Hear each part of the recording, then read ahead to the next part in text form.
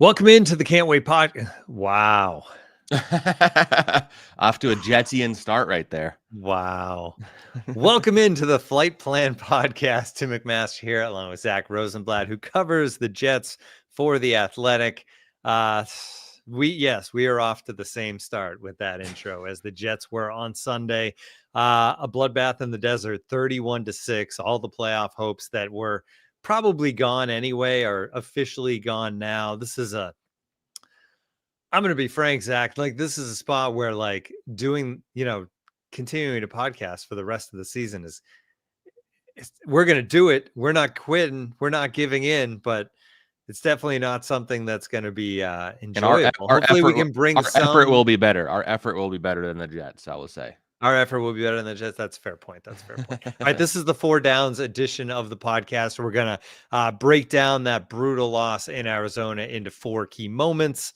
Before we get to that, Zach, one thing I wanted to bring up, and this is in your story. If people are subscribed to The Athletic, check out Zach's story recapping the game. It's a great recap. Lots of good nuggets in there. But one that I wanted to bring up to start is how you kind of like set the stage for the game in your story, which was in the press box before the game. You heard Joe Douglas, front office staff, celebrating the fact that all the other games had kind of gone the right way, right? Like the Broncos lost, the Colts lost. Everything seemed to be lining up that, like, if the Jets could get red hot and put this win streak together, other teams were falling back and maybe there's a chance to get into the playoffs. And then you jump ahead later to, I think, 12 minutes left in the game. Douglas and company head down to the elevator. Woody Johnson and Chris Johnson head down at like a few minutes later. And I just thought it was really good insight into like the mindset of the front office at the start and at the finish. Yeah. And to me, it just like that whole moment, and I'll like go into detail about the moment, but like that moment is like indicative of what the Jets have been for the last few years in particular. They celebrate way before they should. They focus too much on like they talk about not focusing on right now or taking it game by game. They focus too much on like what's ahead of them, I should say, and not just the right now. So like they're celebrating this as if this helps them in the playoff standings and they have a game that day and they have not proved it. They're a 3-6 team. Like, you should not be like the main thing so just to like paint the picture fully, like in some press boxes, not all of them, but some, they'll seat that they don't have like a box for the GM and some other like front office people to sit in. So they'll put them in the press box with the media, which is kind of interesting and somewhat awkward because we're like, we're sitting there tweeting, we're talking, we're talking about things we're seeing and we're reacting to things. And these guys are like kind of behind us sometimes.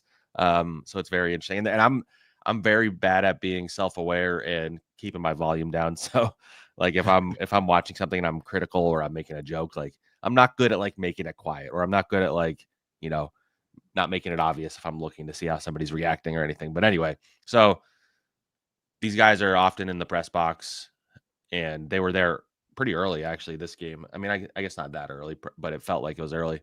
We're all in a certain area watching the game. They're like sitting at their seats. The Broncos field goal gets blocked in the Chiefs game, and we start hearing claps, cheers, Joe Douglas, these other guys. And in that moment, I literally in my head was like, they're going to lose today. Like, they're celebrating this like as if they've like, oh yeah, we're going on a run. So like, this is great for us. Like, that's not how it works. Like, you guys have not shown really any evidence that you're a good football team. They had played one good half against the Texans. It wasn't even a good full game. So that was just indicative of like, and that's why I was trying to paint that picture. It's like they're celebrating, and in the same breath, they're walking off out of the press box long before the game's over in a 31-6 blowout because they were that bad. And I think Joe Douglas was despondent, I would say, as the game progressed. Like, you could see it in everybody's faces that worked for them. How like, I don't even know if taken aback's the right word. It's almost like everybody's resigned to their fate now, it feels like. But you had that moment, and then around the same time, or maybe slightly after, I can't remember the timeline, but I think it was after the Broncos field goal was blocked, the Steelers game is on. And at one point, Connor Hughes is like, is Mike Williams in the game? I can't tell. He wasn't in the game at that moment. Calvin Austin gets hurt. So Mike Williams has to come in and run a play that he said after the game that he had never. Mike DeFabo, who covers the Steelers for The Athletic, did a great game story about Mike Williams like just joining the team and running a play he hadn't even run before, which is basically just to go deep, which, the Jets didn't really do that much with him here. But anyway, And so is his specialty. the specialty. And so in a perfect Jetsian moment, which was the most predictable thing that could possibly happen, he catches the game-winning touchdown pass, and it's like a great moon ball from Russell Wilson. He tracks it perfectly. He catches it in the end zone. The whole team celebrates around him. He's ecstatic after the game, and it's just the classic, like, that happens, and then you turn around in the Jets game, and the guys that replaced him, I believe, had like 1 or 2 targets between them. Irv Charles, Malachi Corley, Xavier Gibson, complete non-factors. Devontae Adams was kind of a disaster. And you just got rid of this guy. It was like I kept making the joke to other reporters. I'm like, man, the Jets should get a guy like that. They could really use that right now. Like that's what I was thinking with Mike Williams making an impact. And it's just, the Jets are always going to Jets, and it's funny, the same old Jets thing every year. I mean, fans get mad when you bring it up. I think they understand it's still same old Jets, but like the players and the coaches, they all like actively like talk about we are not the same old Jets. We do not want to be that. And it becomes a self-fulfilling prophecy because they just keep back in the same ditch. They drive their car into the ditch every single time. They don't learn their lesson. They get back in the car and they drive it right back in. And, it just rinse, repeat and, rinse, repeat. But this is like worse than since I've started on the podcast, this is worse than anything I've covered in terms of expectation relative to performance. Like this is probably worse than since you started the Can't Wait podcast with Connor Marista. Oh yeah. Because like the expectations were never this high. The last time they were not even this high, but last time they were relatively high was 2016 after they had that good 2015 season. And maybe the 2011 season after they, made the playoffs in 2010 and they thought that they were about to go on a run and they never made the playoffs again. But just like and last year, obviously, but the Rodgers injury changed everything. Yeah, it did change. Like if you just go based on expectations, maybe even last year was like just on paper more disappointing, but they still won 7 games. And yeah, you lose Rodgers 4 plays in. They are awful. They're poorly coached. The effort is poor. They're getting worse on defense in areas that are like fundamental tackling, which we're going to get into. Like that was an absolutely embarrassing display. And frankly, like there's some, I'm not going to say that the entire locker room is like this, but because there's definitely guys like Brees Hall, I mean, even Aaron Rodgers. But you go into the locker room and I feel more apathy than like even like embarrassment or sadness.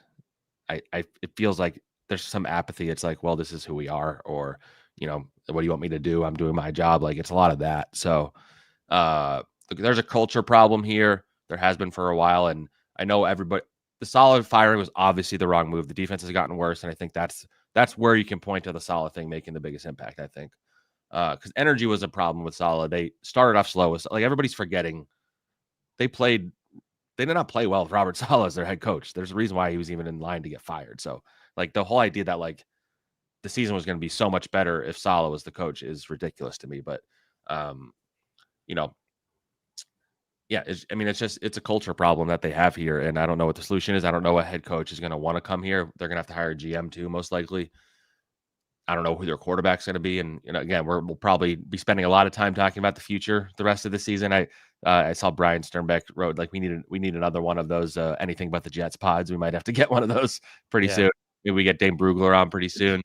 The old classics. But yeah, it's just like the Patriots loss. It was like shocking. This one is like deflating because it's just like I was skeptical they were going to go on a run. I said that on our last pod.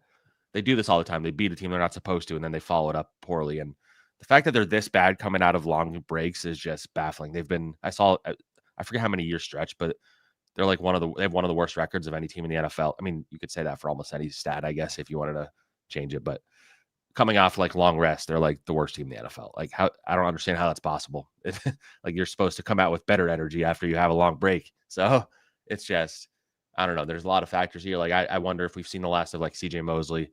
He's been out. His neck's banged up. Tyron Smith goes out of the game with a neck injury. He was just standing on the sideline. He never went to the medical tent. Came in Olu Fashanu replaced him. I thought he was benched. Like I don't know what happened there, but is that the last we see of Tyron Smith? Maybe. Kind of a bad way to go out for him. And Devontae Adams has not made an impact. Him and Aaron Rodgers. I don't know if it's more Rodgers or him or both. Like they just he had like 14 targets and 6 catches for like 30 yards. It was awful. Anyway, I said before the pod I didn't think I had a rant in me, and then I just went on one. So, but Yeah, you covered some of our downs there. I know, but I know. It's we'll just dive in anyway. It's just like so bad. Like, and it's there was definitely a part of me when we went into the season that thought like there's definitely like a worst case scenario where it looks really bad. But now that it's happening, it's like, man, I can't believe this is happening. It's wild, and it's wild to see Aaron Rodgers going out this way. But yeah, we should do the downs because I keep treading on that territory. All right, first down, bad tackling. Let's start there. And the poster child on this day for bad tackling is obviously going to be Sauce Gardner. The attempt on the 3rd and long when this game was still very much a game. And he lines up McBride perfectly, hits him, and just literally just can't bring him down. It's become a thing with Gardner, like the tackling, clearly like the weakest part of his game. But that said, Sauce Gardner probably shouldn't be singled out here, Zach, because this team missed 20 tackles in the game. 20. That's the most in the NFL this season in a game. I mean, and sometimes missed tackles, like a guy misses a tackle, but it leads to like an extra yard, right? And other people are there. Yeah. This was like big gains after blown tackles, like guys peeling off tackles and going 15, 20 yards. Brutal. It was just a wild display. Like, technique poor, approach poor, effort poor. Like, and it was just constant. Like, it just kept happening. Like, as the game were going on, they're getting killed. They're still just missing a tackle on every freaking play.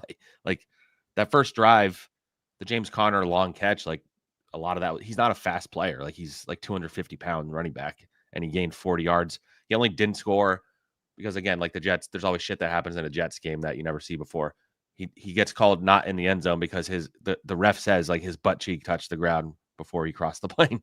And I've never heard a ref say butt cheek out loud, but felt fitting for this game. But they had 3 straight 70-yard drives, and a lot of them 70-yard scoring drives with touchdowns. And a lot of that was because of the missed tackles. Like, and the irony is like most of that wasn't in the running game. The Cardinals didn't even run the ball that much. Like, the idea was like they were going to run it down the Jets' throat, and they threw it all over them, and they made it look easy. Kyler Murray looked fantastic.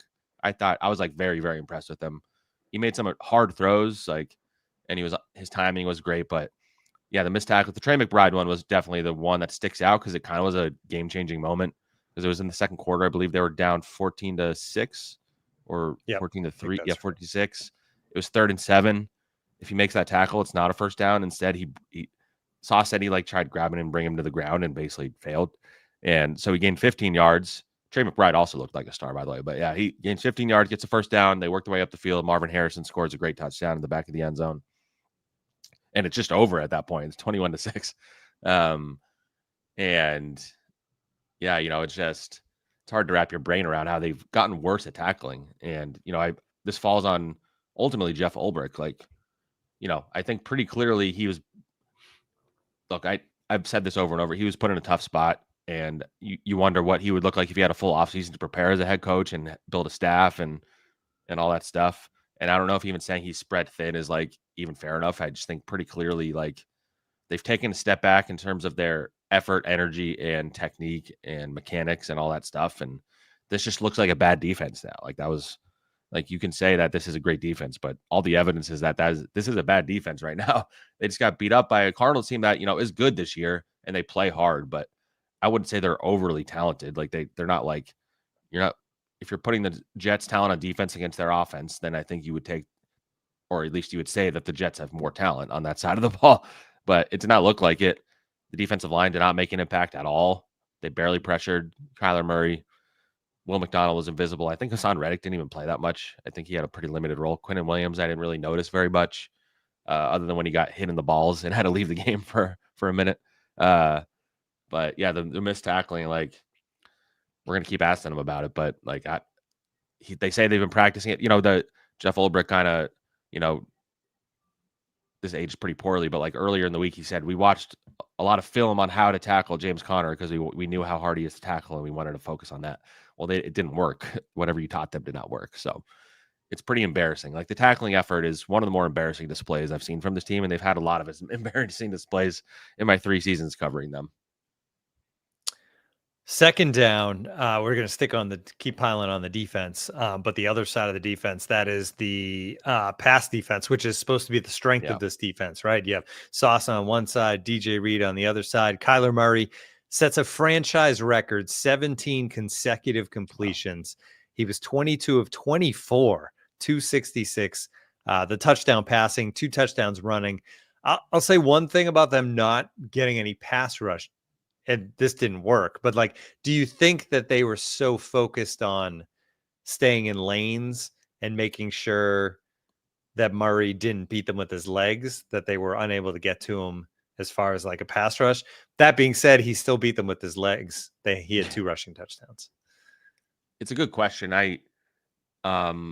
Without like watching, not to sound like a coach, without like watching the film, I don't know. That is probably partially what happened, but he also just made some tough throws. Like there was a throw he made, I think it was to McBride, where there was like 3 guys around him and he got it to him. And the throw to Marvin Harrison for the touchdown was really, really good. Perfect. But yeah, the pass defense, like the run defense has been their weakness. That has been their strength. There was also wide open receivers though. You mentioned a few, like that was a really nice pass to Marvin Harrison Jr., like over the shoulder, that one in trip. But there was some plays where guys were running wide open. Yeah, you're right.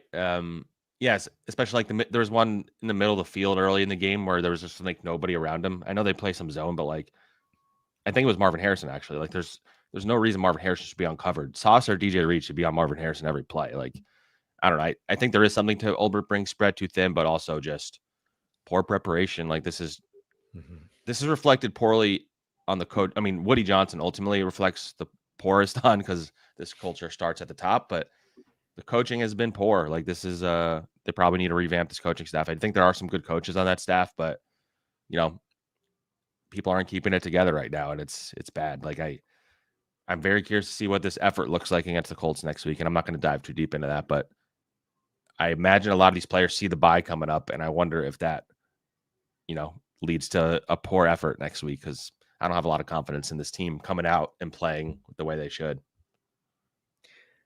It's funny, you say that there's a lot of talented coaches on this team, which is true. And one of the most talented you would have said was Ulbrich, right? And what he's done with that defense.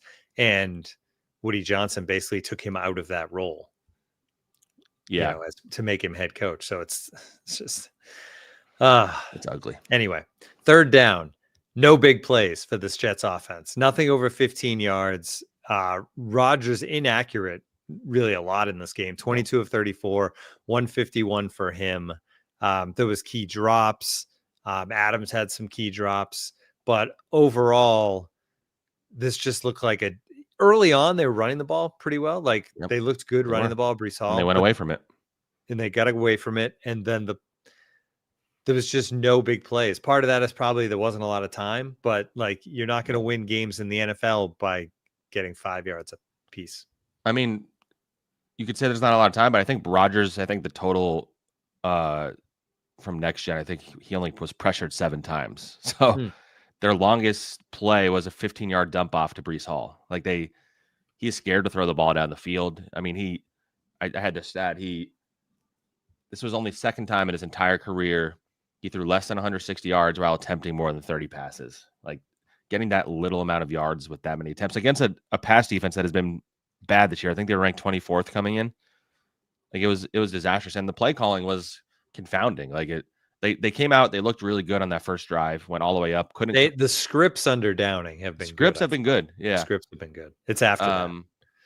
Yeah, the scripts have been good. They go down the field, they get a field goal. Spencer Schrader did his job. But they go down the field. They needed to get a touchdown. Like this team can't be winning on field goals, especially in the way this game was going. But you have that. I think the second drive, maybe they got another. I can't remember when the next field goal was, but the most confounding play was the drive where I believe it was in the third quarter. At the beginning of the third quarter, their first drive, they get all the way down to the 3-yard line, and then they throw it 3 times in a row. 2 of them are incompletions. One of them was, I think, tipped, and I think the other would Rodgers didn't see Tyler Conklin open in the end zone, and then he gets sacked on 4th down, and they get no points getting to the 3rd yard line. Like what do you like? Breece Hall was averaging 5 yards a carry at that point. Why aren't you giving him the ball, or give it to Braylon Allen, who looked pretty good for the most part? Like, that was Nathaniel Hackett-esque stuff right there. And it was just confounded. But yeah, I mean, ultimately, like Rodgers, again, like we say this every week, he has flashes where he looks like his old self. He had no flashes yesterday. I don't remember a good play from him. And he missed guys a lot. And I think his body language is terrible. And I know this is something that I've been told that he has always been like this, dating back to when he's in Green Bay. But I watch him coming off the field. This team is struggling. They have no energy. And he talks about that. And he doesn't talk to anybody. He walks right to the bench, sits down, and either looks at his iPad, looks off into space, or starts talking to Devontae Adams. And I know he's done this for so long and it's worked, but like, you're in a new environment. Like, I don't see the leadership that he's supposed to display when he's in those games. You see him yelling at guys constantly. He has the look on, you watch it on TV, you probably see it more than I do, but like, you see his facial he's a very reactive person. And it's because he demands a lot, but like, he's also a reason for a lot of the mistakes. Like, there was a throw early in the game where like, clearly Devontae thought he was supposed to go somewhere and Aaron threw it somewhere else. And so, like, the Aaron part of this, like, it's a pretty sad way to go out. And I can't imagine he had his post-game press conference where he had the line about like, he has a lot of emotions right now. And then he wouldn't elaborate on what that meant. That's fourth down. If you want to, that's fourth down. Yeah. Let's go to fourth down. Yeah. All right. Fourth down. Yeah. So I have the quote here. The first quote in the follow-up. He said, "Listen, it's been a lot of emotions this year for sure. I thought after a big win Thursday night, a nice long weekend, we're going to come out with a lot of energy and win the game. We didn't come out with the energy on either side of the ball." And then he followed up about the emotion comment, which was just a kind of a weird word. Yeah, he made it worse. Yeah, I'm not going to elaborate. Seems like that's a loaded answer, but it's not the time or the place to get into any of that right now. At some point, I'll give you a better answer. What? Yeah. Yeah, he's I would say, and I'm not trying to be a dick, maybe I am a little bit, but he has all these press conferences where he has this word of the day, and he had that press conference pretty recently that I'm just never going to forget because it was so ridiculous, where he says, we haven't reached the denouement of the season, so we have to make sure we're remaining sanguine the rest of the way. Like, and he has no words after this game where he played poorly, and he did not really say that he did. He said he missed some throws, but I think he's pretty dejected in his defense, and I think he's pretty shocked about what's happening. This is not what he expected when he came here. But, a lot of the offense's struggles fall on him as much as anybody. I mean, this is the offense he built, started with Hackett leading this team all offseason and all last offseason, even though they have always been unprepared. I mean, in my and Diana's story last year, I included something where somebody in the building told me that they had never watched less film during training camp than under Nathaniel Hackett. Like, so this is all, and that's Rodgers' buddy. Is the only reason why he's here. So, but yeah, Rodgers comments, when we were in that press conference, I asked him, like, how do you explain how you guys keep coming out of these long breaks without any energy? And he's like, yeah, I don't know. It's a good question. I don't really have a good answer for you. Sorry. Like, he's out of answers, and he's supposed to be the one that has them. So it's a sad slog to the end of the season, and we'll get into the future of Aaron Rodgers in the quarterback position going forward. But I wonder if he's their quarterback for the rest of the season. I'm not even saying benched. I just wonder if he wants to play for 17 games if they're going down this path that they are. A lot of that will probably depend on what happens next week, but it's been bad, and the body language is so bad on the field. The quotes are getting worse, and he's never been on a team that's been this bad before. So again, I think he's probably shell-shocked right now. But, this was a mess that's in part of his creation. So, I'm very curious to see in the aftermath of this season, how he handles himself and what he says about this experience. I can't imagine it's going to be a very positive thing if he retires. Wonder what that looks like. But it's a sad slog to the end of a great career for a quarterback who, like a lot of former stars, came to the Jets and fell apart. It's very Favre-esque. It is. Although Favre was having a really good year the year he was here, and then he got hurt. Yes. And then it fell apart. And then, he went, there was all the drama that involving photos and all that stuff. And he goes to Minnesota. But who would want Aaron Rodgers? Like, it doesn't look like he has much left in the tank. So, and you get the whole Rodgers experience when you get him. So it's it's bad. Yeah, and the Rodgers experience has been amplified with the Yes. Jets because of McAfee and Totally. just the increased media attention. Yeah, there was none of that with Favre. Yeah. Yeah, and like, but when Rodgers was in Green Bay, I think like you didn't see as much of it, like as a national thing, like just how how bad it can be for a locker room, to be honest, the way it's all gone down. All right, before we say goodbye, Connor Long actually he tipped us, so I'm gonna give him some credit for that. He says, "Who's going to be the head coach in 2024?" Obviously, it's a question you cannot answer, Yeah. Zach. But thanks, Connor. We appreciate it. And I can give some thoughts though. yeah, go ahead. And you have an article out listing them all, Yeah. every potential, like 18 I will say, guys or whatever. and of course, what happens, and I probably should know this was going to happen. I did that list, and I wanted to include all the different categories like current coaches, offensive coordinators, defense coordinators, college coaches, wild cards. And in the college coaches, I put Deion Sanders just because I figure he wants to be an NFL coach eventually. And in my head, Woody Johnson, the prospect of getting Deion and or his son would sell tickets. And I think that's how Woody Johnson's brain works. So I included that. And of course, that's the only thing that got aggregated. People wrote about, the Jets. Zack Rosenblatt says the Jets might consider Deion Sanders. I'm like, come on, guys. It was at the bottom of the freaking article. And I know that's the way the society we live in now. And maybe it drew people to the article, but like that, he would not even be on the top 15 of like who I think would actually get hired. So remove Deion from the conversation for now, at least. I do think that would be amazing. Though. Yeah. I mean, Vrabel would be the best case scenario in my mind. Yeah. But I'm not sure I see that happening. The only way that would happen is if the options aren't better or he doesn't have like another option. And then that's the problem. There's no way the Jets get one of the top, because there's a scenario, right, where this team was set up to win, but they don't look like that now. So now what? What tier of coach do you end up getting? Yeah. Unfortunately. And I'm not going to dive too deep into things I've heard until I start like actually reporting on stuff, but I would say one that just makes sense to me. And if I'm sitting here right now predicting, I'd say Aaron Glenn, the defensive coordinator for the Lions, former Jet corner. He wants to be a head coach. Defensive coordinators don't really get hired as much anymore. Like if I'm predicting like right this second, I would say Aaron Glenn, and he might be a good one. I don't know much about him like on a personal level.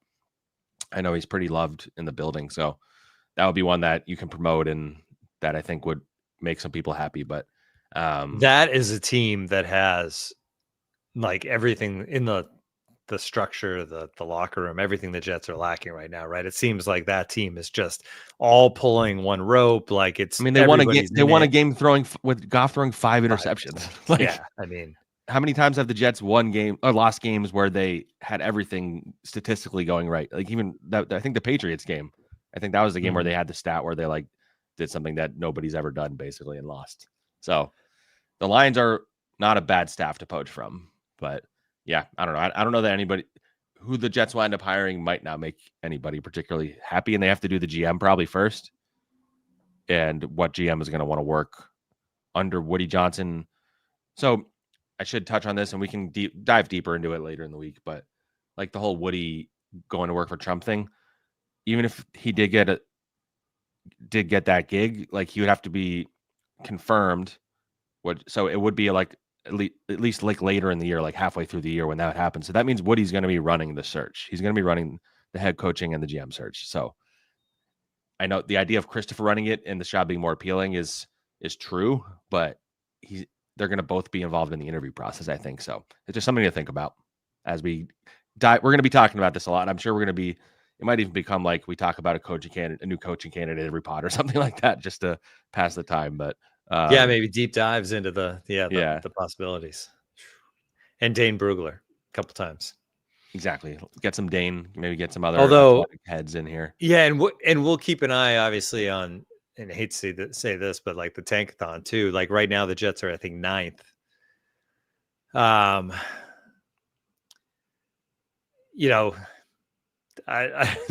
like you if you're gonna have a season go as badly as it's going, you would hope to get into the top 5, and maybe they'll get there. But right now, even with everything going as badly as it has, they're 9th in Tankathon. So, You I mean, you need get to a lose good some. You player need at to lose some 9, more. You need to lose some more to get a top quarterback. Yeah, but they need a quarterback.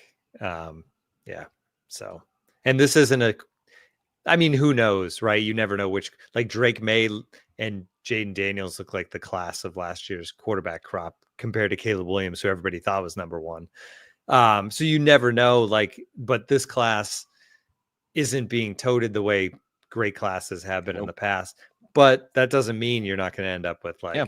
I think there's been years where they're not supposed to be good and they are, and there's years where they are supposed to be good and they're not. Like the Zach Wilson year, that was supposed to be a great year and it was a terrible one. 5 guys, right? 5 in the top 10, and I don't think a single one of them is playing right now, technically, if you count Trevor Lawrence's injury. So because Trevor's hurt. Yeah. Oh no, Mac Jones played for him though, so I guess one is playing. Never That's mind. Right. And Trevor Lawrence has become like a good quarterback, right? But like people thought he was a generational talent. Yeah, no, he has not. He's actually been kind of bad this year. So yeah, there you go. Like he's a starter, I guess. He's an NFL starting quarterback. There you go. But none of the other quarterbacks in that class were. So at least they picked the right one at number 1, I guess. Yeah, but, man. All right, I think that's going to do it for us. Unless you want to throw anything else in here, Zach. Not really. I think we covered everything. We have. Thank you everyone for tuning in. I wasn't sure if we'd have anybody watching live today, and we do, so we appreciate it. Taylor Delgado, Michael Dunn, Dan Potter, like the regulars. Great to have you. Hopefully you stick with us all year. And if you're listening to us on Spotify, Apple, wherever you're getting that, or on the Badlands Network, thanks for tuning in as well. We will be back later this week. We'll figure out what angle we want to start taking beyond like just previewing the game, because I think that takes a back seat to the big picture story. Yeah. So we'll get into all that as we move forward. We'll talk to everybody later this week. Thanks for joining us here on the Flight Plan Podcast.